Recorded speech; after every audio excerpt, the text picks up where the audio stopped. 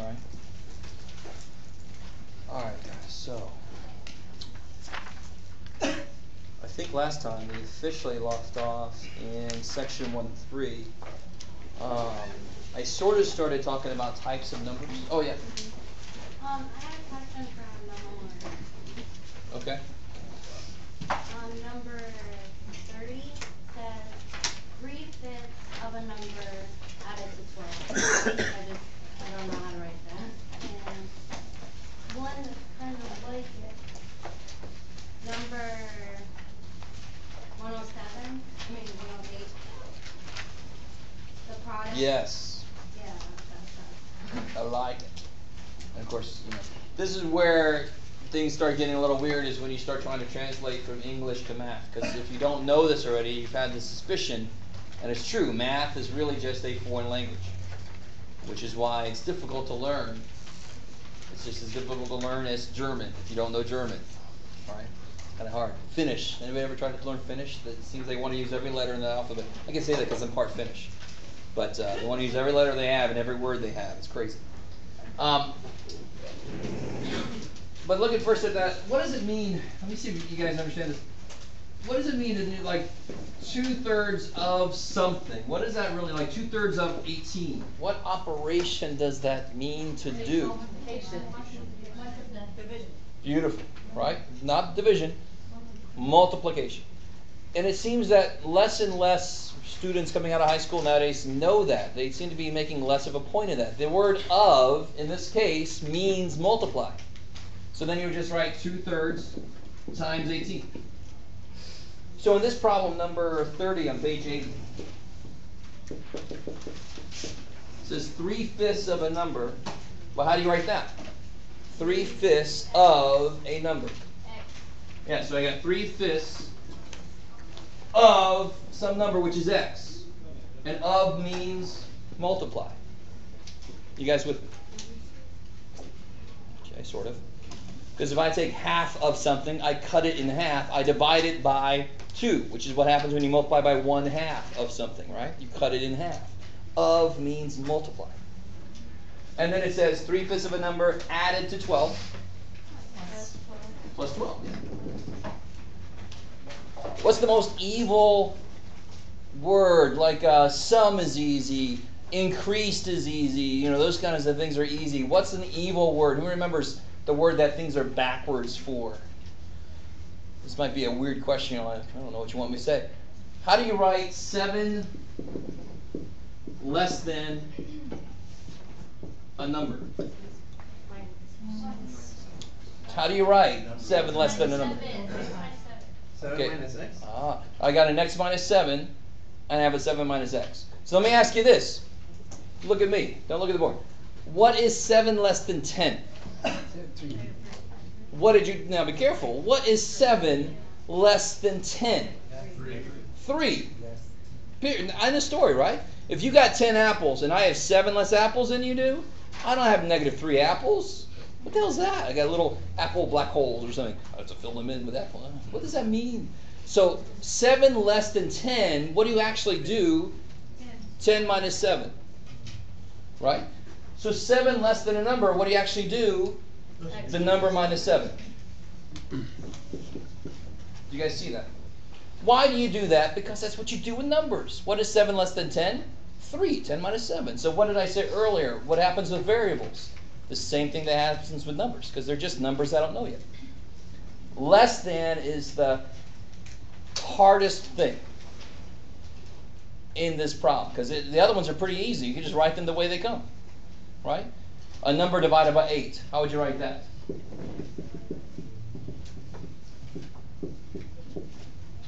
X divided by 8. Yeah, the number, I don't know, so it's x divided by 8. Exactly the way it comes. I mean, most of the other things are just straight up the way that they come. Less than is the one that has to be backwards. And that's where everybody makes their mistakes. When you have like a triangle and it says one side is 10 less than the other side, and you write x minus 10, you start getting negative side lengths. And you just leave it like that. I'm like, wait a minute, how am I going to build a triangle, triangular plot of land, and I want this side to be -8 feet long? What the hell's that? How do you make something -8 feet long? How much wood do you need? -8? please leave now. You're weird. Right? So that's normally when you get answers like negative answers for physical things, you turn something around.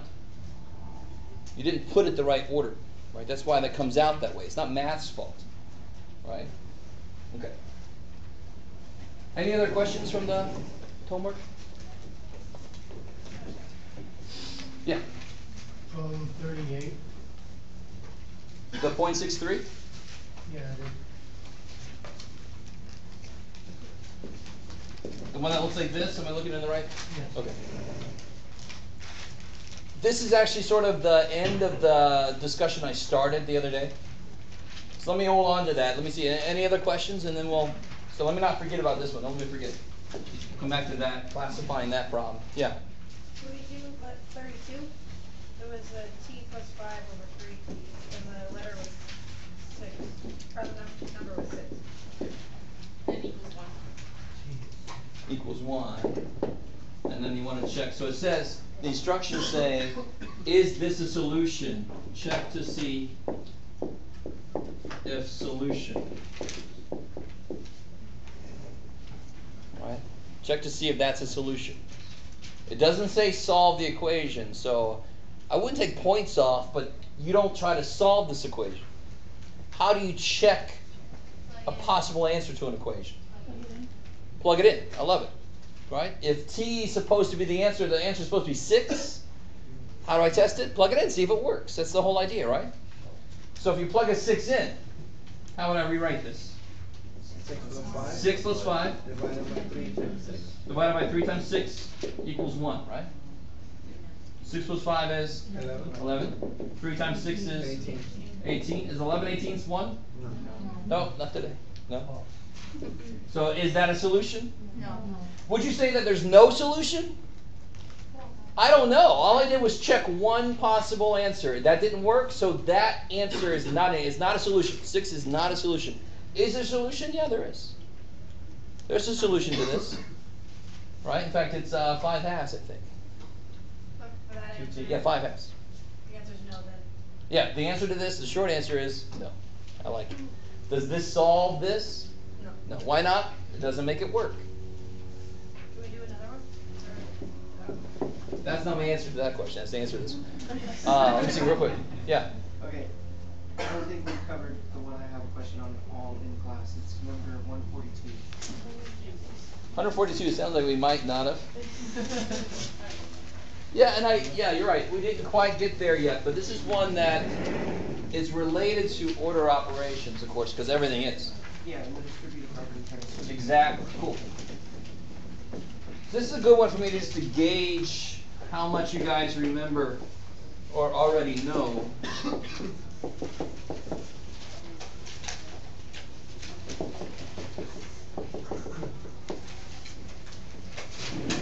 So this is one of the nicest properties there is. Because very often in mathematics the name is a little misleading. But this name is perfect. Like you already said, the distributive property. Which means you distribute something, right? Exactly, yeah. So before I can do anything here, what do you have to do first when you want to try to simplify this thing? Multiply into I like it. I see entirely too much of something like this and tell me there's at least 2 things wrong with what I'm about to do.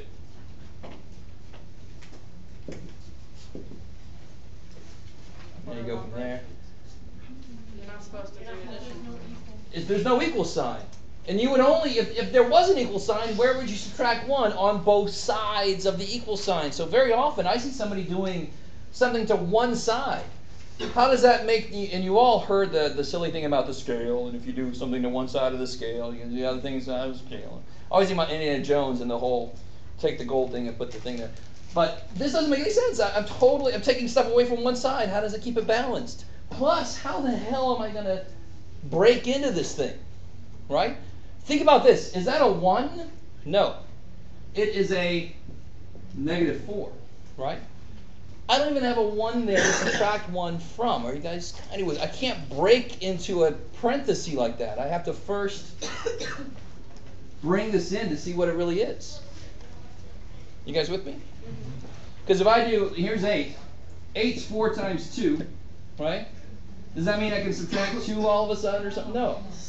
Because it's really the number 8, right? So here, I don't even know what this thing is yet because I haven't brought the negative 4 in yet. So like somebody said, you have to multiply that in. That's distributive property. So what do you get here? Negative 18.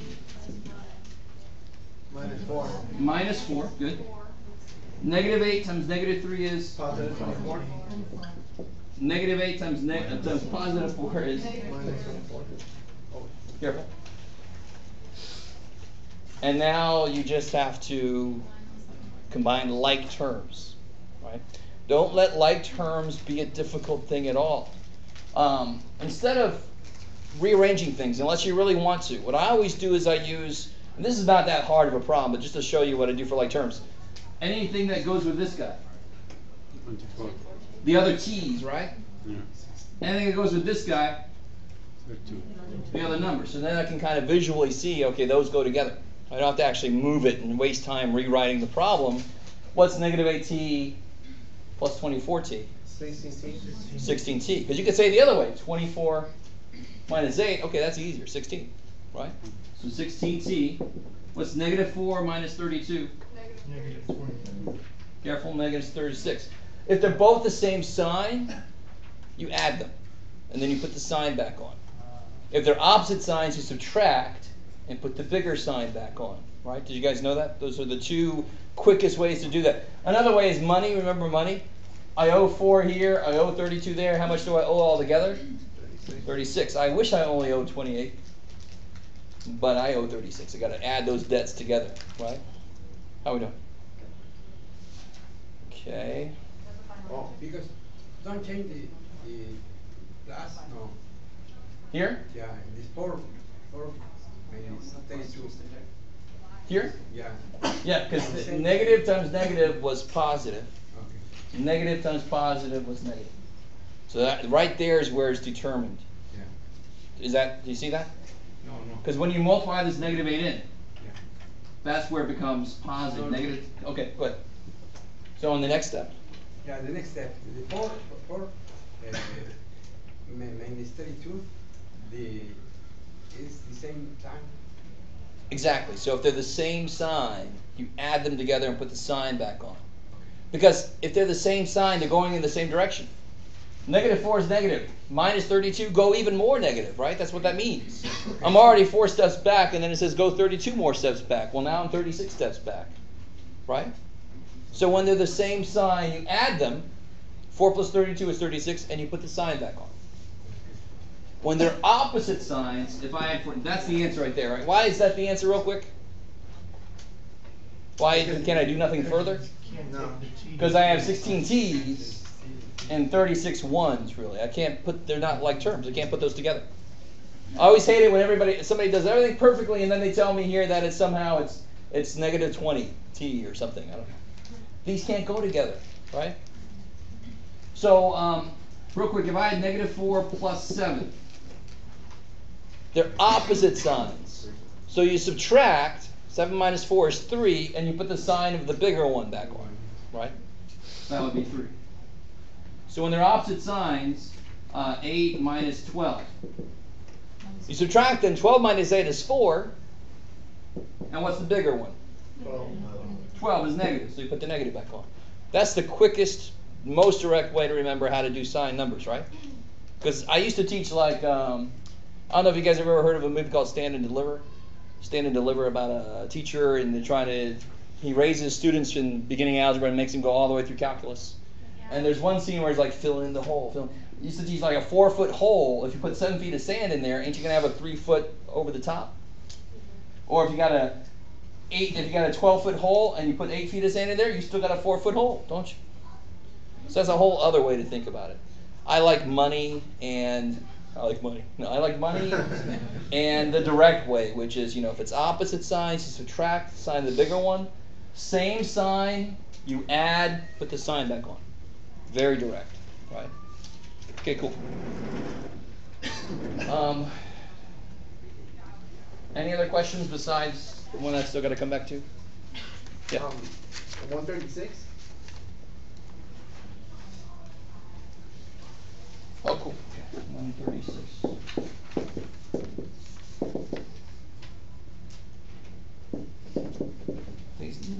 Negative. Thank you. I don't remember, I don't think I've talked directly about division of fractions yet. What do you do when you divide fractions? Change them. Flip it. I like it. Take the reciprocal. And real quick, a physical way to know this, because it's kind of hard to explain why that's true. If I had a box and it was covered, half of it was covered with something, and I saw 2 oranges sitting there. How many oranges are in the whole thing? Think about it. Now, somebody tells it's full, and part of it's covered, and there's 2 oranges there. How many oranges are in the whole thing? 4, because how many are going to be here? 2. They're covered, right? You guys come with it. This is the closest physical representation for division by fractions I can come up with. So, I'm sorry if it's not great, but it's the best I can do. I see 2 in how much of a box? Half a box. 2 oranges over half a box. And somehow it's got to be coming out to be 4 for the whole thing, right? Because 2 divided by a half is 2 times 2. That's how you make it match up with what we know physically. And of course, when I divide by less and less, my answer should get bigger and bigger. You guys with me? 10 divided by 5 is 2. 10 divided by 2 is 5. 10 divided by 1 is 10. 10 divided by 1/2 better keep getting bigger. That's the idea, isn't it? Divide by smaller, I should actually end up getting bigger. And that's another way to think about reciprocate. When I divide by a fraction, I multiply by its reciprocal, very often making it bigger. So on this problem, the very first step, which one do you flip? Beautiful. You divide it by this, now you multiply by its reciprocal. -12/5 times 7/9. You're always going to do that? You're always going to flip it? When you have division of fractions, you flip it to make it multiplication. And watch this. Well, let's finish this out, and I want to show you something that we already do. What can I do here before I start just multiplying? Yeah, here nothing goes, right? But here, yeah, 3. So 9 divided by 3 is 3. 12 divided by 3 is 4. Don't forget your negative. I like it. -4 times 7. -28. 5 times 3. Cool. Now, what is 50 divided by 2? 25. 25. What do they end up doing to the 50? You cut it in. Oh, well, shit. Then division by 2 better be the same thing as multiplication by a half. Multiplication by the reciprocal. So we already do it. We don't even realize it. This is the same thing as 50 times a half. 1/2 of 50. There it is. Multiply by the reciprocal to make it the same thing. How we doing? That makes more sense. I like it. All right.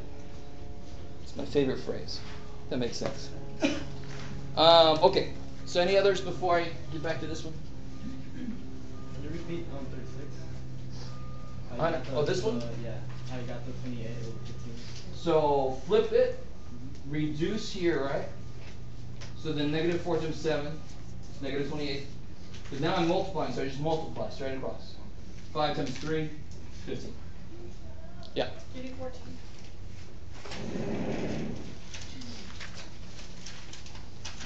I think I did that one. Is that the 7 times 3 plus? Oh, you did. Yep. was $3.99. What was it, $3.99? Yeah. Okay. So the answer is $3.99. That sounds familiar. Any other questions? 60. 60? 116. 116? Yeah. Oh, that's property. We haven't talked about those yet, right? Okay. Yeah. Okay. 130. Oh, that's a lot like that one there, right? 130?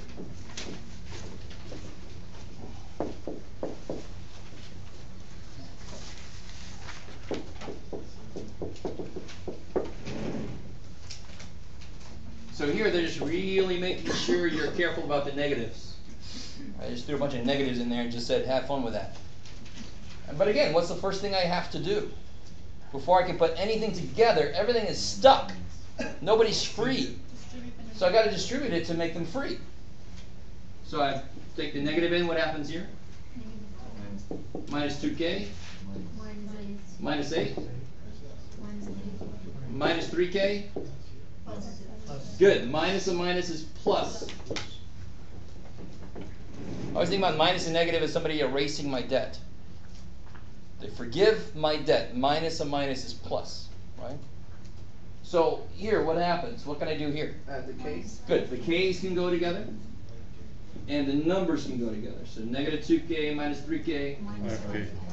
Gotcha. Minus 5k. Minus 8 plus 7. I like it. The bigger one is negative, so the answer comes out negative. Some of you guys are saying, like, if we keep asking questions, we'll have it all done. Yeah. Okay, mine's just really simple. Number 48. All right, this is the last one, then we'll get back into new stuff here. Oh, this is the one that is a little controversial. But what's inherent in this symbol? It's greater than or equal to. If either of those is true, then it's a true statement, right? So is negative 13 greater than or equal to negative 13? Yes. How to make it false? Take that away. Is negative 13 bigger than negative 13? No. But it is greater or equal to. Yes, that's true. The or says, dude, I'm flexible, man. This or that, I don't care. So this is true. Okay. So let me finish out some of chapter 1. And anything I don't cover in chapter 1, you need to go back and review if you forgot it. And then you need to ask me questions in class to refresh your memory.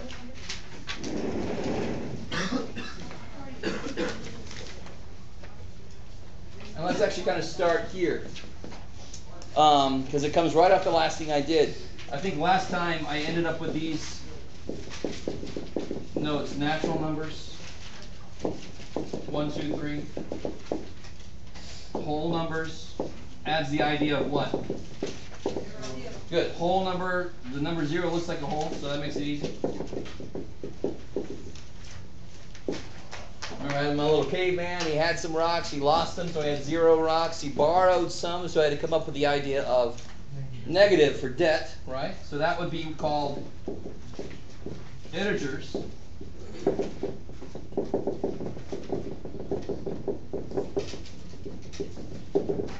So these little dots I keep doing up here, what does that mean? It keeps going on. Keeps going forever. In this case, I keep going forever in both directions, right?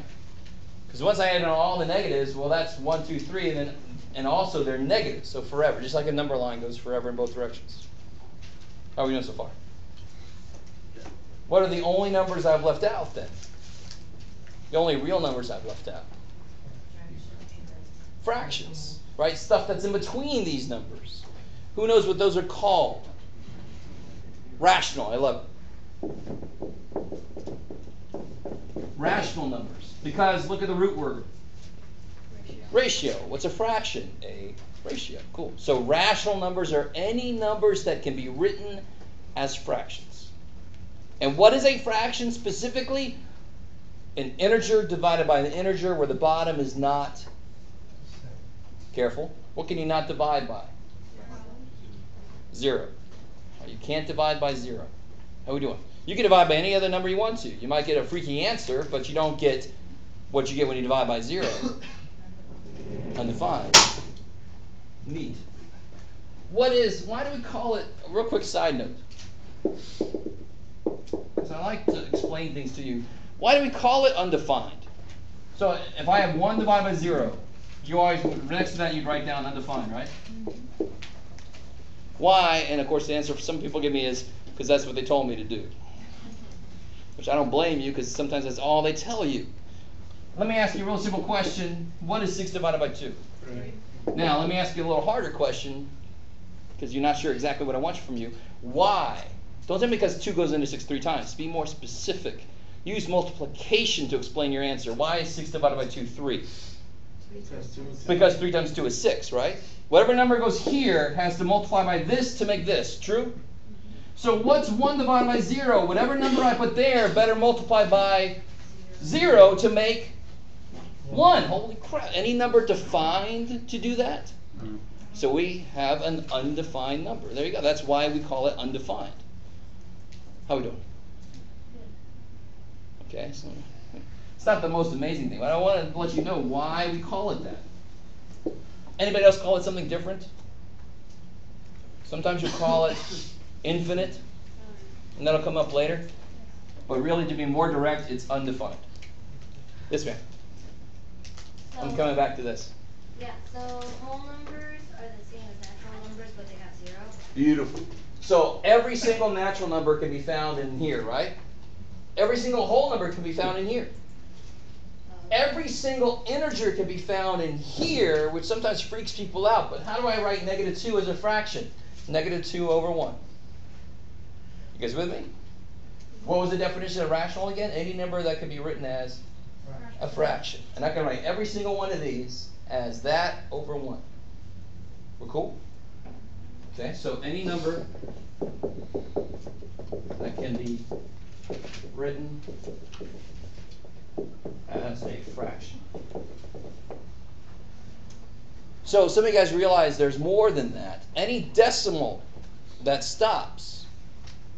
How do you write 0.2 as a fraction? What place is that in? 0.2 over 10. Careful, no, not 0.2 over 10. Just 2 over 10. Right? What place is it in? It's in the tenths place. So how many tenths do I have? 2 tenths. How are we doing so far? What about 0.07? 7 over 100. I love it. Tenths, hundreds, thousands, 10,000s, 100,000s, blah, blah, blah. Because our number system is based on 10 for some reason. We have 10 freaking fingers. If we had 8 fingers, our number system would be based on 8. But let's not focus on that. We have a base 10 system. So every step I take over is 1 less power of 10 in this case. I'm going this way. You guys kind of with me here. So any decimal that stops, I don't care how far out, I can put 0.1, 2, 3, 4, 5, 6, 9, 8, 2, whatever. And then I just write that many zeros at the bottom. 1, 0, 0, 0, 0, 0. I can still make it a fraction, right? Maybe you guys are with me. Any decimal that stops will definitely be a rational number because I can write it as a fraction. So what about decimals that don't stop? Stupid decimals. No, not all of them. Here's an example right here. Well, there's an example right there, actually, but I'm going to come back to that. 1, 1, 1, 1, 1, 1. Let me see if you guys can go with me on this. This is a, don't worry, I'm never going to ask you a question like this. Just kind of stay with me. Try to get what you can from this. And of course, in the back, well, I don't know about that, but. What is this as a fraction? Do I know? Do you know what that is as a fraction? So what do we write when we don't know what it is? In algebra, what do we write when we don't know what it is? X. So that's equal to x. Cool? Hell yeah, because what can I make x? Any damn thing I want to, so I want to make it that. Now watch this. This is interesting. Now again, I'm not going to ask you something like this on a test. I just want you to see this. It's kind of nifty. Because it's going to lead to something you all already know. If I do 10 times x, what happens when I multiply a decimal by 10? What happens to the decimal place? It moves over 1, right? Because our number system is based on 10. So multiplication by 10 should be easy because it's based on 10. So what would it be then? It would just move over. So it's 1.1111 forever. How are we doing? Is that cool? Okay, this is kind of a neat trick here. Not really a trick. If I subtract these things, what do I get here? What's 10x minus x? 9x. Good, not 10. 0. It's 9x. 10x's minus 1x is 9x's. Cool. What's 1 point business minus business? 1. So what's x? 1/9. If you do 1 divided by 9 in your calculator, it will come out 0.11111111. Does anybody know what 0.333 forever is? Some of you guys should know this. 1/3. 1/3. Now watch. If 0.111 forever is 1/9, what's 0.222 forever? 2/9. Doesn't that make sense? They double. What's 0.333 forever? Come on, you can do it. 3/9, which reduces to 1 freaking third, right? And we know that. You guys know, most of you should know 1/3 is 0.3333. That's why. All right. So all you need to get from what I just said, you never have to do this. Any decimal that repeats, and that's what that bar means, is also a rational number. Because a lot of them can go over 9, over 99, or over 33, or over something like that. Those kind of things are normally repeating decimals. Right? Any decimal that repeats or stops can be written as a fraction. How are we doing there? Okay, cool. Hopefully some of you guys are truly bored. Like, this is old news for you. I think some of you guys are. So this is another give me problem. That's a rational number. Okay, cool. And you can do a similar thing like what I did there with this. You just have to multiply by 100 to make it move over twice. Yeah? Well, what's irrational? Okay, here's the next thing. We're leading right into it. Irrational must be everything else. So what must it be? It must be a decimal that does not stop or repeat. And you all know a famous example that's been given its own symbol. Pi. What is pi? 0.633. Young. No. 3.14159, blah, blah, blah. They have contests, memorize it out to the 50,000th play. I'm like, I would forget my mom's name if I did that. I only have so much freaking synapses left. All right, so pi, it goes forever and has no pattern that they've seen yet. You know there's geeks out there looking for it, but we have not found it yet. Right? So as far as we know, this is irrational because I cannot write this as a fraction. It doesn't stop and let me write it over 10 or 100 or 1,000. It has no pattern, so it doesn't let me do that. So it is irrational. So what are some other examples of irrational numbers? We got pi. We have square root of 2. 1.414, blah, blah, blah, blah. It's another irrational number. Any square root you can't do is irrational. It's not going to be a nice decimal. It's going to be ugly. How you guys doing? So often I consider this to be sort of not the trash pile, but it's just like all the other crap, right? Natural numbers, easy. Whole numbers, add 0. Integers, add negatives so you can describe my bank account. Rational, fractions are thrown in. All these together are this half of things that are the nice kind of numbers. Then you have the other ones, the irrationals. And all of these together are real numbers. That's the only kind of number we'll look at. Next semester, you guys will learn about complex numbers. Yay. This semester, every number we see is going to be real. And some of you guys are like, what the hell does that mean? I understand. Some of you guys know what I'm talking about. If it's not real, what is it? Anybody know the other word, unfortunately? Imaginary numbers? Yeah. And that just, now you guys are going, I knew they're making all this crap up. It's an unfortunate choice of word. Okay. So hopefully that pretty much answered the question on the way there.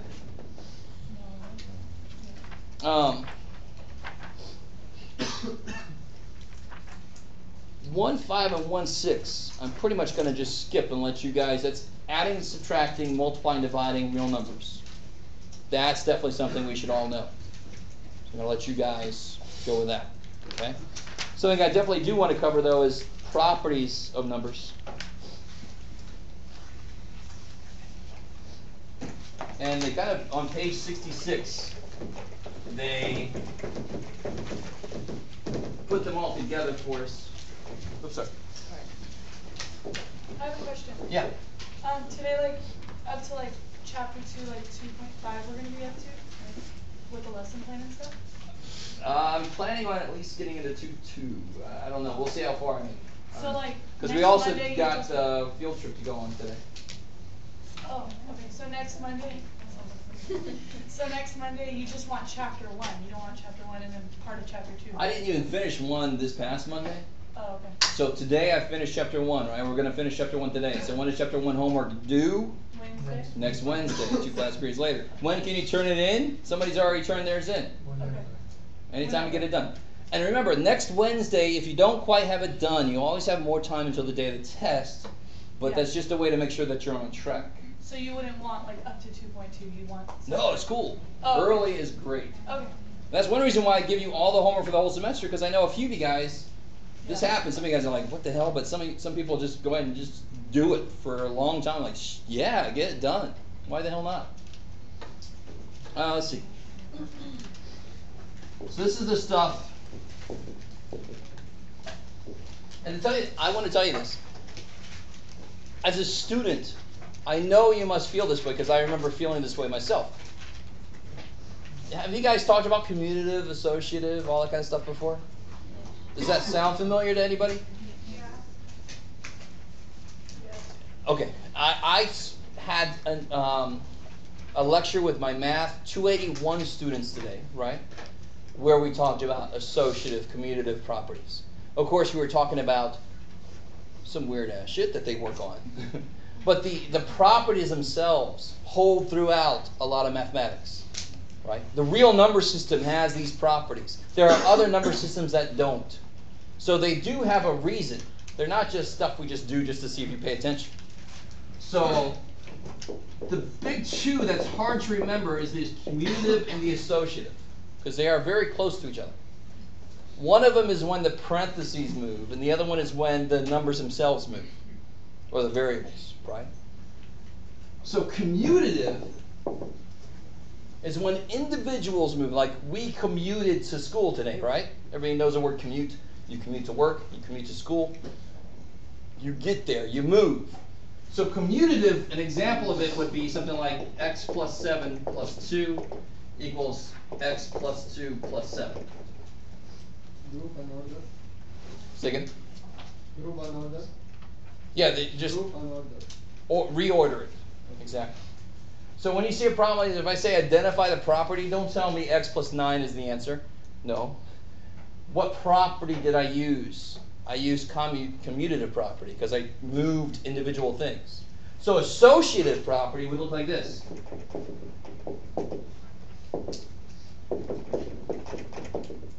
What actually moved here?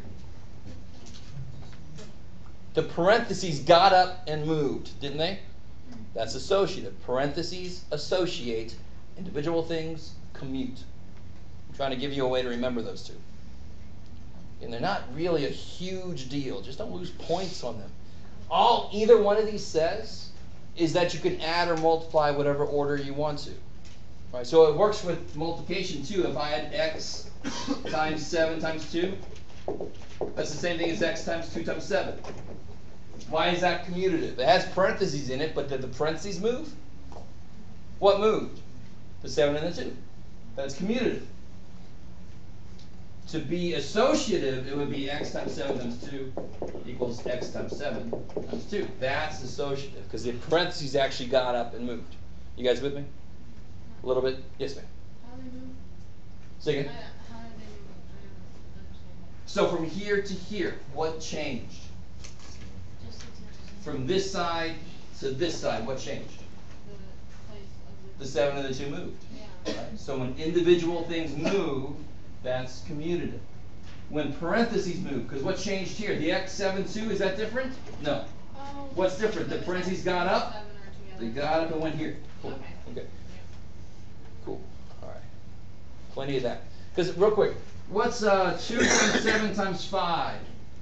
Is it smart to do 2 times 7 first and then times 5? Who's got a smarter way to do that? 2 times 5, 3 times 7. I love it because you can multiply whatever the hell order you want to, right? That's what it means. I'm all on the m level. I can do it whatever order I want to. There's no exponents. There's no addition. I can do this multiplication whatever order I want to, right? So I can do 10 times 7 is 70. That's a lot easier than 14 times 5, right? Maybe, man, you guys, I don't want to play poker with any of you guys. I fold shit. All right. And then just a couple more properties here. Identity is exactly what it sounds like. Identity is you are who you are. It's not going to change that. So what would I multiply by to keep it the same? 1. So 1 is the multiplicative identity. Because when you multiply by 1, you don't change somebody's identity. If I multiply by 2, now the dude's only twice what he was. So I changed him, right? 1 doesn't change anybody. What do I add to not change something? 0. Yeah, exactly. So 0 is the Addition additive identity. I like it. So 0 is the additive identity. Again, why? Because when you add it, 0, you don't change the thing's identity. It stays the same. Now, is that an incredibly huge deal? No.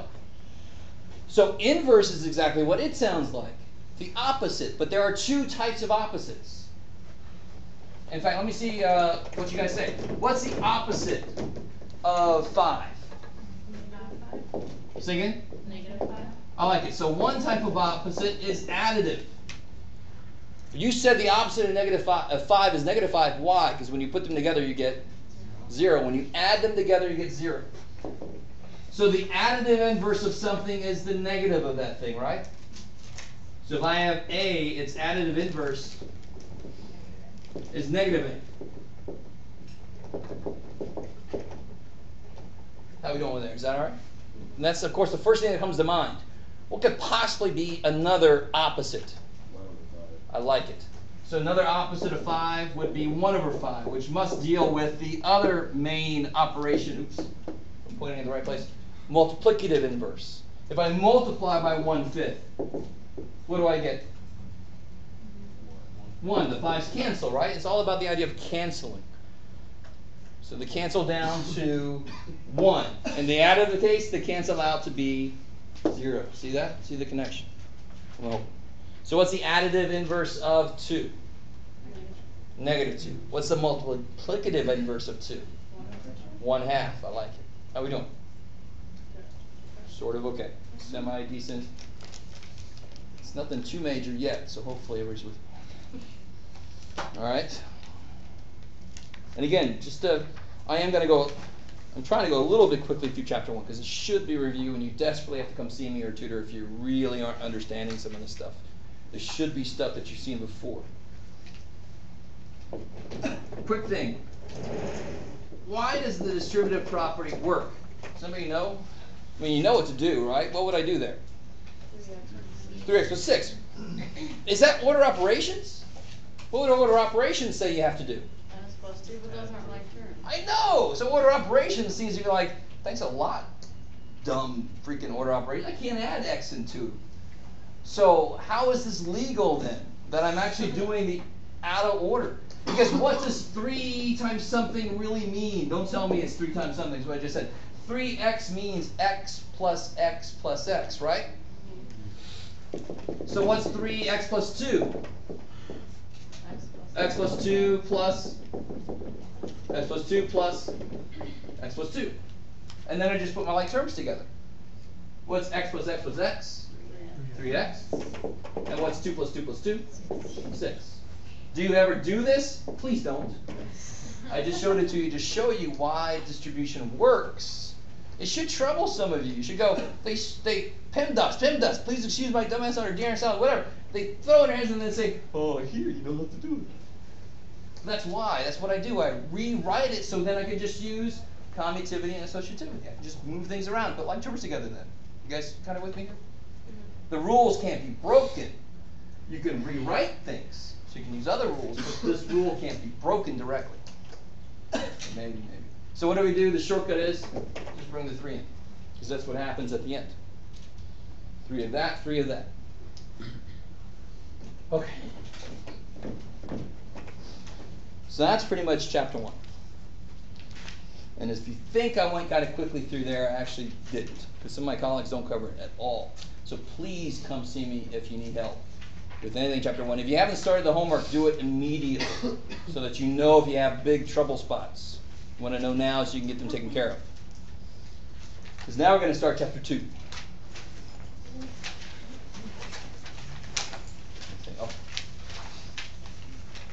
And I'll tell you, here's the little plan that I have. About 4:15, we're going to head out, go on a little field trip, see some sites, stop by the Math Study Center.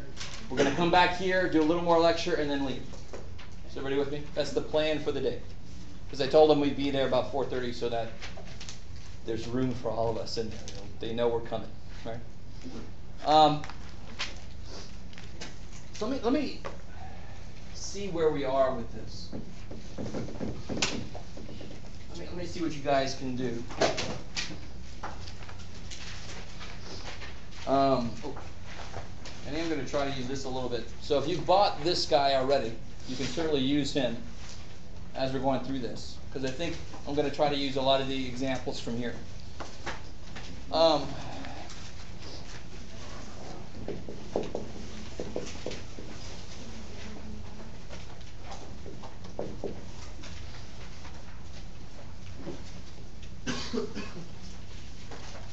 How would you solve this equation?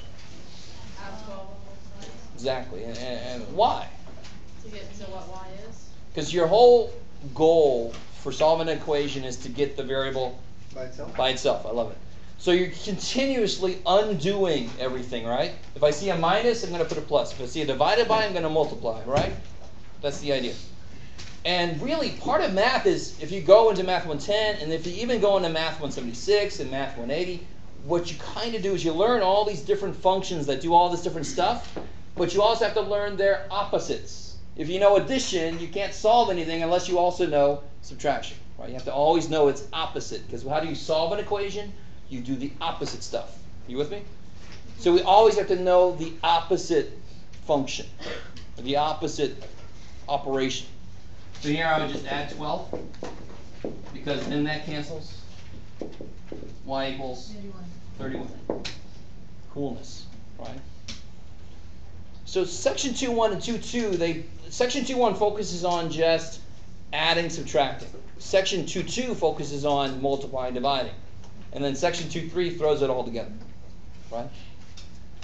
So what about this here?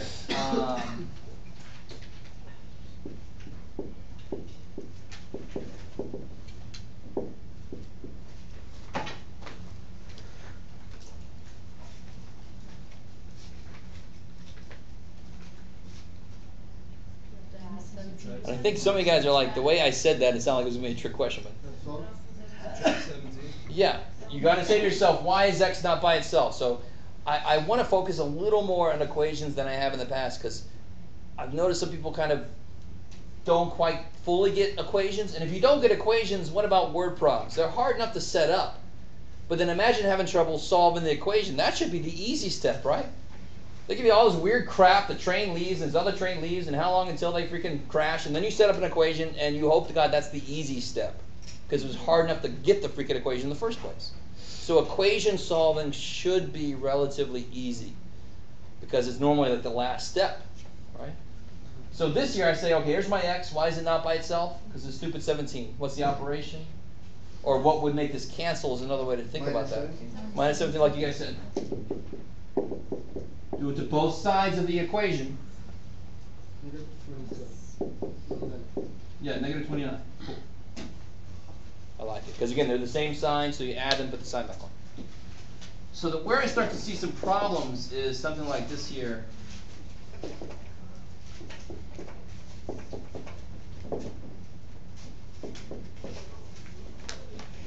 Here's where I see people doing this.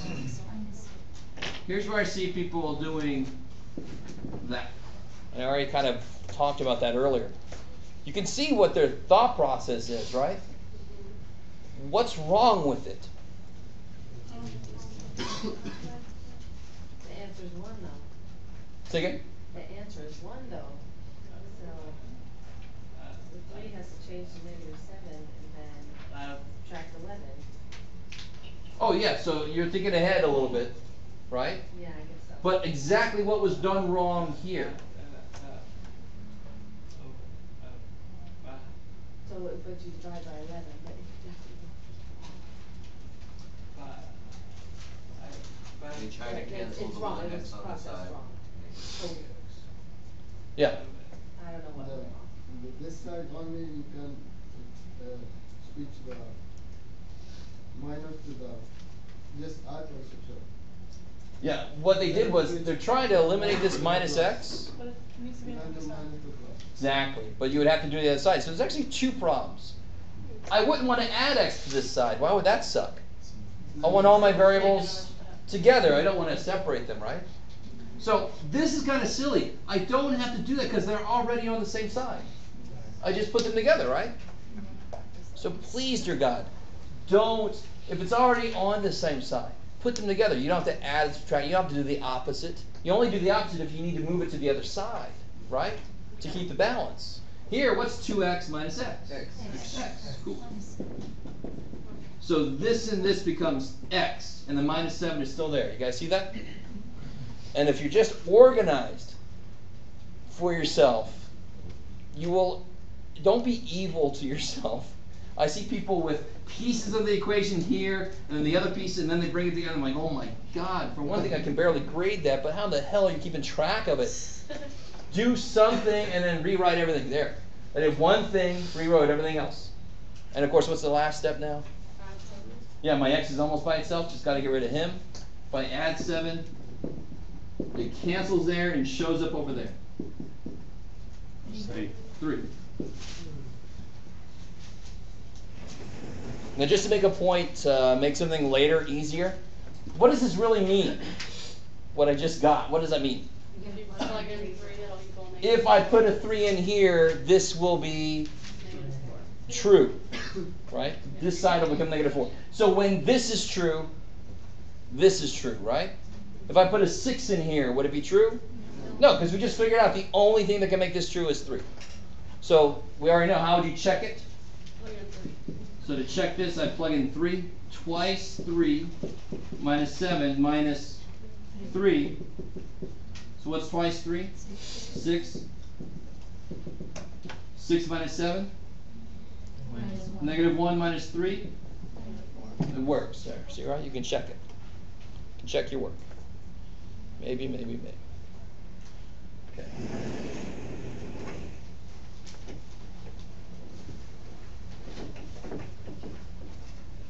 All right, well, cool. Okay. So let me try to take the next step up, and then I'm going to give you several to try to do on your own. You can do it together or separately, whichever way you want to work it. We try to do the next level up.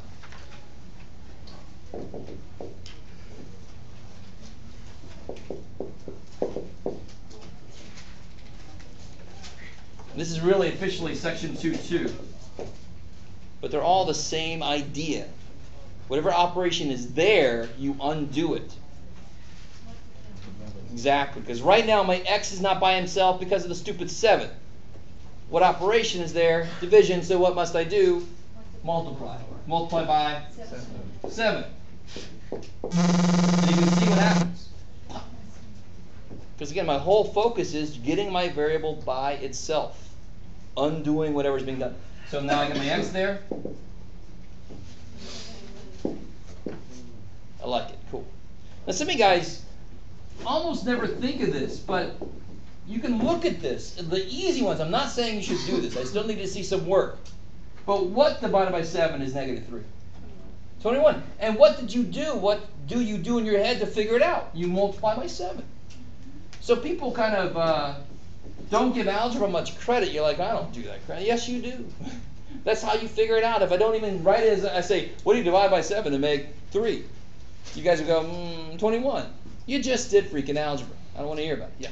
Instead of writing it out like that when we're doing like our homework and stuff like that, is it okay if we just do like just use 7 times -3 if we know we're already doing? As long as I see something. Okay. Yeah.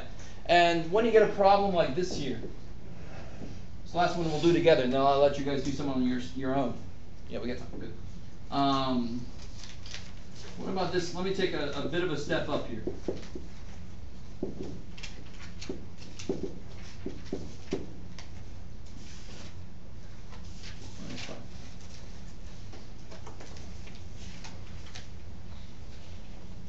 Go ahead and try that on your own first. See how far we can get.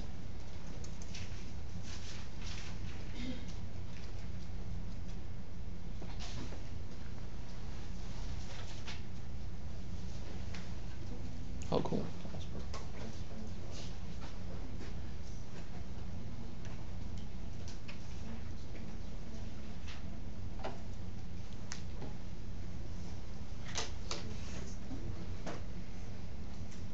Multiply to 1. Good. So what's the, just make sure everybody's on the right first step. What is the first step? 2 on top of 6. Distribute that, right?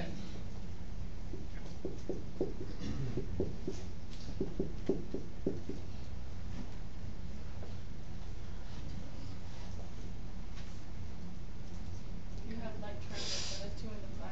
I like it. So now you start looking on both sides for like terms. Move x to another So side. negative 2 plus 5 is plus 3.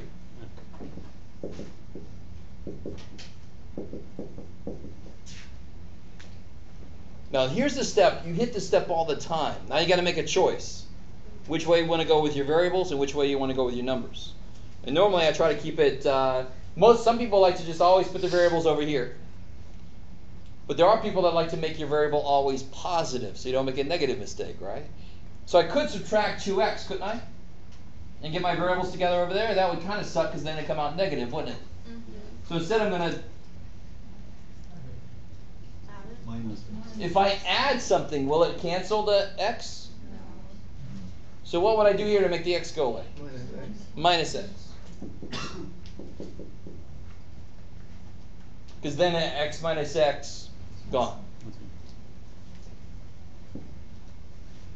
So over on this side, you just have a negative 2. What do you have over here? X. Good. X Plus 3. is still there. I love it. And the last step, since you moved your x's this way, you better move your numbers the other way. So minus 3. X equals negative 5. Cool. I like it. So here, let me give you guys several problems to try. You can do it on your own. You can work with other people. And we'll head out as soon as we're done with these. Oh yeah. A teacher I had before used to write this up on the, he'd write that in the notes in the lecture, and it was the most dreaded thing to see because it was exercise left for students. They're like, oh shit. I gotta know what to do. Bang, so this is just examples. Nothing big. Alright, now I gotta make some.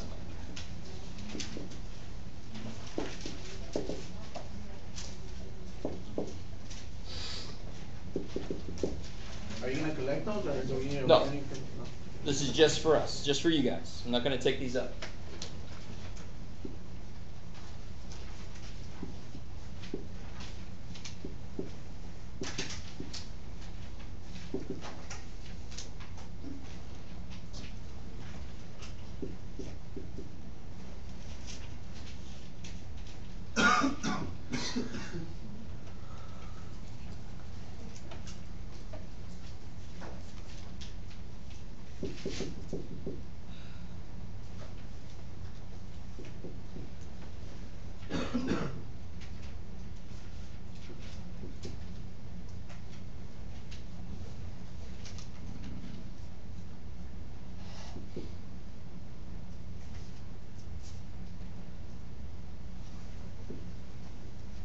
Yeah, I have to give you one with